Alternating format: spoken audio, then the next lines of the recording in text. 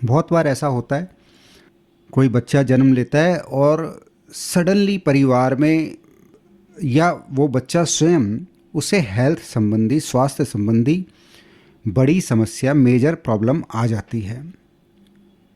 ये स्थिति ऋषि पाराशर जी ने बताई है। यदि राधे राधे दोस्तों, मैं आचार्य राधा वल्लभ मिश्रा आपका हमारे चैनल एस्ट्रो प्रॉफिट में बहुत बहुत अभिवादन करता हूँ। हमने पिछले एपिसोड में जाना था, यदि अमावस्या में जन्म होता है तो जो समस्याएं आती हैं और उन समस्याओं से जो निवारण हेतु उपाय ऋषि पाराशर जी ने बताए थे, वो भी हमने उस एपिसोड में जाना था। आज इस एपिसोड में हम इसी कड़ी में एक और दोष बताने जा रहे हैं। ऋषि पाराशर जी ने बोला है, यदि जन्म भवेत पित्रो जन्मरक्षे वापि सोदरे मृतिस्तयोर्थैकस्य वा भवेदिति निश्चितम।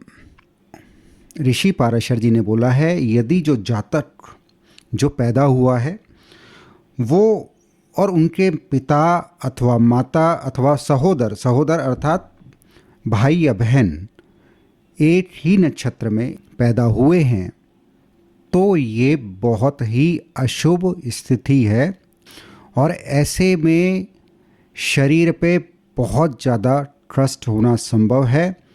बहुत बार तो ऐसी स्थिति भी शायद बन जाए, जो सेम नक्षत्र में पैदा हुए उन दोनों में से किसी एक के जीवन पर भी प्रश्न चिन्ह बन जाए, उन्हें भी मरणातुल्य ट्रस्ट हो। तो यदि परिवार में दो जनों का एक ही नक्षत्र में जन्म होता है, सेम नक्षत्र में जन्म होता है, तो ऋषियों ने शांति विधि भी बताई है, उसे भी समझना चाहिए। तो अब जो उपाय बताया है उसे समझते हैं। ऋषि बोलते हैं, ऋक्ता तिथि ना हो, प्रतिपदा, चतुर्दशी और नवमी तिथि ना हो, अमावस्या ना हो, उस दिन तिथि 6 ना हो रही हो और चंद्रमा जो है वो शुभ हो, तारा शुभ हो, नक्षत्र शुभ हो, तब ऐसे में जिस जन्म में वो बच्चा पैदा हुआ है उस नक्षत्र संबंधी शांति होनी चाहिए। तो नक्षत्र शांति हेतु उस नक्षत्र से संबंधित जो है सुंदर प्रतिमा बनवानी चाहिए और ईशान में कलश में जल भरना चाहिए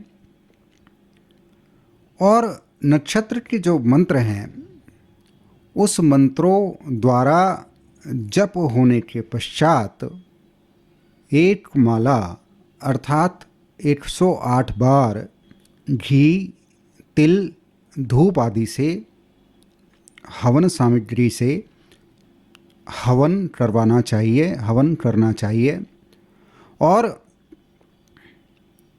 उसके बाद आचार्य उस कलश में जो जल है उससे माता पिता, भाई बहन और वो जो बच्चा है उस पर जल की छींटें दें।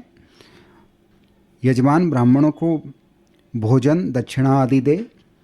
इस तरह से नक्षत्र दोष का विनाश हो जाता है, उसका प्रायश्चित हो जाता है और फिर उस दोष का प्रभाव हम पे नहीं पड़ता।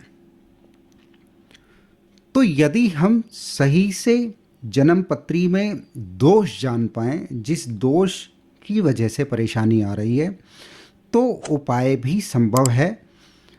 बहुत बार उपाय नहीं भी मिलता, परंतु यदि हमें परेशानी ही नहीं पता, हमें दोष ही नहीं पता, तो ऐसे में तो उपाय होना असंभव है।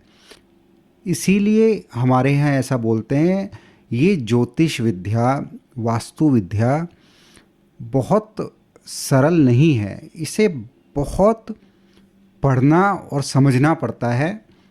सालों के अनुभव के पश्चात आप कहीं किसी तथ्य पे पहुंच पाते हैं और जो मूल समस्या है वो जिस रीज़न से हो रही है, जो कारण है, वहाँ पहुंचकर और उससे संबंधित यदि उपाय निर्देशित हैं तो उसी विधि विधान से उपाय होने से उस दोष का शमन होता है और अशुभ परिणामों में कमी आती है या अशुभ परिणामों की समाप्ति होती है, अशुभ परिणामों का विसर्जन होता है। तो आज हमने इस वीडियो में जाना किस तरह से एक ही नक्षत्र में यदि परिवार के सदस्य पैदा हुए हैं तो जो समस्याएं आती हैं और उसका सही सही निवारण भी हमने जाना। आने वाली वीडियो में इसी तरह की और भी समस्याएं जो हमारे जीवन में आती हैं उसे भी समझेंगे और उनसे संबंधित जो उपाय हैं उसे भी हम आने वाली वीडियो में जानेंगे। आशा करता हूँ आज का ये वीडियो बहुत ही लाभान्वित रहने वाला है और आप ज्योतिष के गूढ़ रहस्यों को भी हमारे माध्यम से, हमारे इस चैनल के माध्यम से जान पा रहे हैं। बहुत जल्दी नई वीडियो में फिर से मुलाकात होगी, पर ध्यान रहे प्रत्येक मंगलवार, बृहस्पतिवार और शनिवार हमारा नया एपिसोड प्रसारित होता है।